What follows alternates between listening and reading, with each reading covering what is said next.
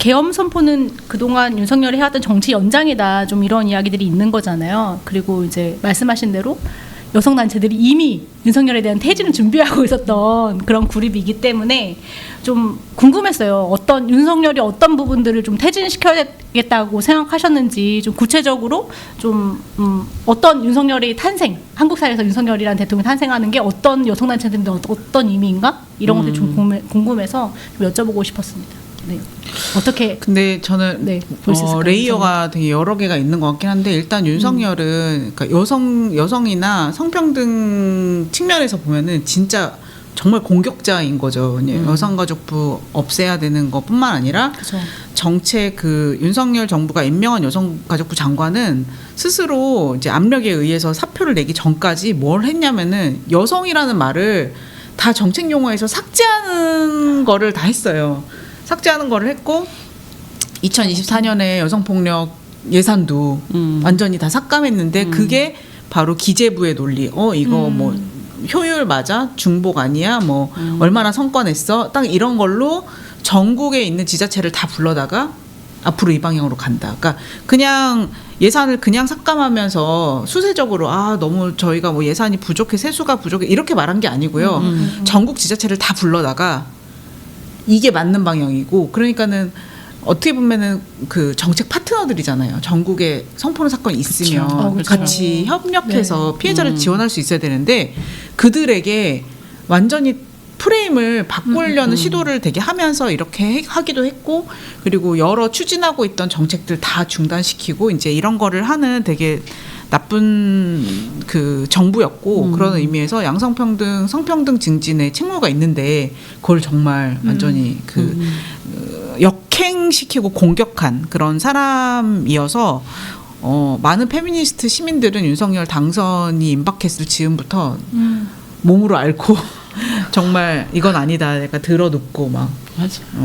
되게 세상이 그리고 되게 공격적이 됐고 대학교 뭐 학교에서도 발표할 때 뭐 성평등 관련된 주제를 선택해서 발표할 수도 있잖아요. 그러면 낙인이 찍히니까 그 발표 주제도 선택을 못하는 그냥 아예 참여를 안 하고 그냥 모르는 척하는 이런 생존을 하시기도 했고 이랬는데 사실 윤석열이 이렇게 대선 주자가 된 것이 광화문 누구 수호 그다음에 서초동 누구 수호 이러는 되게 약간 양극단의 양당 극단의 정치 팬덤 이런 것 때문에 이제 이렇게 온 거가 있잖아요.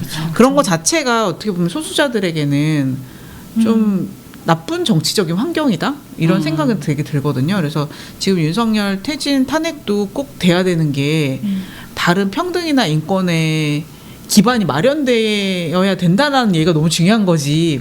이 세력이 이겼다가라고 하는 내란을 반복하자는 의미가 전혀 아니라는 점을 이제 100번 1000번 강조를 하는 거 같습니다. 그러네요. 정치가 누구와 이기고 지고 이게 아닌데 지금 약간 한국 사회는 너무 양극화되어 있죠. 극단적으로 흐르고 있고 팬덤 문화도 그렇고. 말씀하신 대로 그 외 윤석열 이후에 사실은 백래시라고 하는 거 그리고 여성 의제나 페미니스트들에 대한 혐오도 엄청 세졌고 그런 현상들이 좀 같이 오고 있는 것 같습니다. 네. 그래서 사실은 안티페미니즘과 함께한 어떤 세력이라고 볼 수밖에 없을 것 같은데 이는 어떻게 생각하세요? 안티페미니스트 세력 너무 사실 2021년에 되게 많은 일이 있었는데 2021년에 서울시장 보궐선거도 그때 있었는데 4월에 있었는데 그 4월 7일에 신남성 연대도 출범을 했어요. 그게 계보의 시작은 아니에요. 그렇지만 신남성 연대라는 이름으로 그들이 한 일은 뭐 성평등 집회, 뭐 재생산권, 임신중지 뭐 관련된 집회가 있다. 그럼 다 와서 이 여성들을 찍어서 그 여성들을 이렇게 생중계를 해요. 그러니까 불법 촬영이죠. 그리고 막 그걸 하면서 저 사람이 페미인데 저렇게 생겼고 뭐 어떤 사람이고 내가 뭐 저 사람 가만 뭐 안 둘 거고 막 이렇게 하면서 조롱하고 이러면서 돈을 이제 벌고 그다음에 그 해에 5월에 이제 GS 편의점 그 손가락 그 일이 이제 있었고 그리고 이준석 국민의힘 당대표 선출도 그해 이제 6월에 있었고 이제 이러다 보니까 뭐 이준석 그리고 좀 장예찬 이런 세력들 그러니까 보수 중에서도 조금씩 자기 작전과 포지셔닝을 좀 다르게 하더라도 안티 페미니스트로 이게 마치 합리와 공정이라는 식으로 하는 이런 이제 세계적인 보수 극우들이 많이 쓰는 그 레토릭을 정치권에 부지런히 들여와서 그 이준석의 프레임이 보궐선거 승리를 이끌었다 같은 식으로 이제 해석이 되면서 뭐 이대남이 누구냐 이들이 마치 새로운 유권자 집단 확장된 어떤 사람들인 것처럼 정치권에서 되게 부러워한다거나 되게 이런 식의 형성이 되고 어떻게 보면 갈라치기를 그 정치권에서 시작을 한 거죠. 그렇죠. 네. 맞아요. 네. 그게 뭔가 되게 그렇게 약간 반응으로서 되게 일반 시민들도 이제 약간 갈라치기 갈등이 엄청 심해진 것도 있었죠. 소위 남녀 갈등이라고 뭐 하긴 했지만 그게 그러니까 20대 남성 뭐 이대남이란 어떤 코트가 어떤 정치적인 그 현상을 보여주는 뭔가 있을 수 있어요. 그 사회적인 문제에 대해서 분석도 할 수 있고 평가도 할 수 있지만 거기에 세트처럼 이대녀가 따라붙어야 되는 건 아니거든요. 그죠. 이들의 출연의 이유가 이대녀 때문이고 이들이 어떤 사회에 어떤 의견이 있으면 그거 이대녀 때문이고 이렇게 붙이는 건 너무 이성 중심적이기도 하고 맞아요. 너무 이거에 대한 그 사회적인 접근이 이거랑 세트일 필요가 없는데 이렇게 되다 보니까 마치 여성에 대한 이야기를 하고 그러면 누구를 소외시키는 것처럼 뭐 성차별 정책을 이야기하면 파이가 한정돼 있는데 누구를 뺏어서 이거를 하는 것 같은 그런 역차별, 파이론, 뭐 특혜 이런 식의 말들이 그쵸. 같이 들어오면서 맞아요.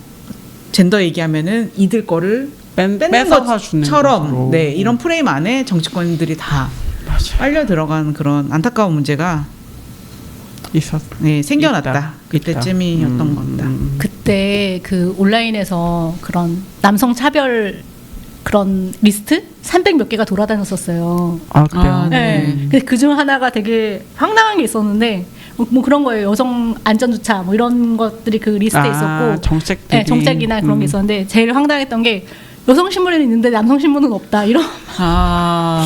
만들어야 되는. 제가 또 미디어 쪽에 있다 보니까 그게 눈에 딱 띄더라고요. 그래서 이들은 뭔가 자기네들 얘기를 하지 왜 남의 그런. 근데 그거는 항상 있었던 것 같아요. 뭐 이를테면 옛날에 여학생에 있을 때 왜 남학생에는 없어요. 근데 그때 놀랐던 게 리스트화했다는 게 그런 좀 것들이 놀랐던 것 같아요. 남성과 함께하는 페미니즘 모임도 있고 남성 책 읽기 모임도 있고 열심히 참석하시면 될 것 같아요. 그러니까. 네, 있습니다, 여러분. 네. 그러면 사실 이런 분위기에서 이제 지금 탄핵 국면으로 이렇게 온 거잖아요. 그래서 이 국면에서 그러면은 어떤 얘기들이 더 나와야 될까 이런 고민도 드네요. 또 이런 맞아요. 갈등하에 있었기 때문에 그 부분이 저도 되게 어려워. 어떻게 생각하시나요? 어렵죠. 그러니까 저희가 여쭤보는 거죠. 소장님한테. 같이 고민을 해보는 그런 자리이다.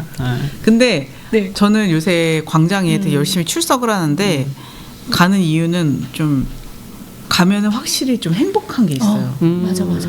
너무 행복하고 막 그 지지난주에는 제가 약간 토요일 날 갈 때 난 뭔가 몸이 안 좋은 것 같은데 가면은 더 막 감기 몸살이 오는 건 아닐까 이렇게 막 거기 있는 동료한테 문자까지 보냈어. 나 좀 그런데 갔거든요. 그래도 갔거든요. 갔더니 안 아픈 거예요. 갑자기 이건 제가 운동권이어서 그런 건 아닌 것 같고 되게 재밌고 진짜 그 발언하고 이런 거 들으면은 너무 좋아요. 너무 좋고 진짜 행복하다라는 말을 제가 막 여러 번 했거든요. 근데 그런 거를 보면서 지금 국면에서 뭘 해야 될까? 이게 뭐 정책적으로는 어떻고 전략적으로는 어떻고 뭐 여의도 정치 차원에서는 뭐 어떻고 이렇게 말할 수 있는 저는 그런 사람은 아니지만 뭐랄까 엄청 근본적이고 크고 되게 급진적인 변화를 우회에 가는 거에 이제는 우리가 승이 안 찬다? 승이 안 찬다. 그쵸. 그런 느낌이 있는 것 같아요.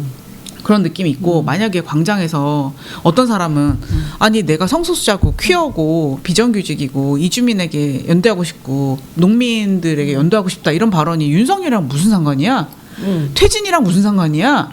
이런 얘기를 하는 사람도 있다고 있죠. 해요. 네, 있죠. 있어요. 그런데 광장은 저런 얘기 왜 해? 지금 시간이 아깝네. 이런 사람이 네. 없거든요. 네. 근데 반대로 생각해서 누가 다 나와가지고 지금 뭐 김용현이 어떤 사람이냐면 김용현이 뭐라고 말했냐면은 지금 뭐 수도 방위사령부가 어떤 데냐면은 거기가 출동했다는 건 무슨 의미냐면 그들이 들었던 총이 뭐 얼마짜리인데 이런 얘기만 토요일에 시작부터 끝까지 만약에 한다고 생각해 보세요. 뭐 지난번 헌재 끔찍하네요. 뭐 몇 차 기일에서 뭐 누구 재판관이 뭐 김영두 재판관이 뭘 질문했을 때 누가 뭐라고 대답했는데 그게 뭐라고 말이 됩니까? 그러고 난 다음에 만약에 이렇게 한다. 하는 집회를 우리가 매주 간다 생각해 매주 갈 보세요. 수 있는가? 지치죠. 그게 과연 우리가 좋은 건가? 만드는 원하는 변화이고 우리를 움직이게 하는가? 그렇죠. 생각해 보면은 확실히 아주 근본적인 힘, 근본적이라는 표현도 조금 부족하지만 되게 많은 걸 새롭게 상상하고 싶은 이런 힘이 진짜 큰 마음인 거예요. 큰 마음이고 거기에서 막 그 시민들 공론장 가보면 자본주의가 문제다 이런 얘기 되게 많이 나오거든요. 맞아요. 자본주의 문제고 자본주의 문제다. 지금 막 경쟁 시키고 맞아. 미래가 없고 우리는 다 각자 도생에 너무 지치고 지금 이렇게 광장에 나와서 연대하니까 살 것 같고 맞아. 좀 사람 같고 그리고 인간만이 아니라 다른 생명들도 같이 고민하고 싶고 누가 연대하고 투쟁하고 있다 그럼 나 배우고 싶고 가면은 너무 행복해지고 막 이런 얘기를 되게 많이 쓰신단 말이에요. 그래서 그거가 그냥 단순히 하는 말은 아니다. 뭔가 그게 다르다. 뭔가 이 경쟁과 맞아요. 서로 이렇게 적대시하는 문화 이게 그게 다른 건가? 맞아요. 그게 그거요? 다랬고 우리가 만들어내고 싶은 좀 희망의 말들 있잖아요. 근데 그게 내가 아무리 몸이 춥고 떨어도 괜찮아. 의 수준으로 내 몸이 막 얼어붙어도 돼. 키세스가 돼도 좋으니 해야겠다. 당신들이 하고 있는 가장 그 단단한 싸움을 나에게도 알려줘. 들려줘. 나는 몸이 얼음장이 되어도 그 얘기를 듣고 싶어. 그런 거 있잖아요. 좋다. 아니 그런 상황인데 그러네. 뭘 새로운 걸 못할 수 있을까요? 못할 수 하여튼, 있을까? 네. 그렇죠. 네.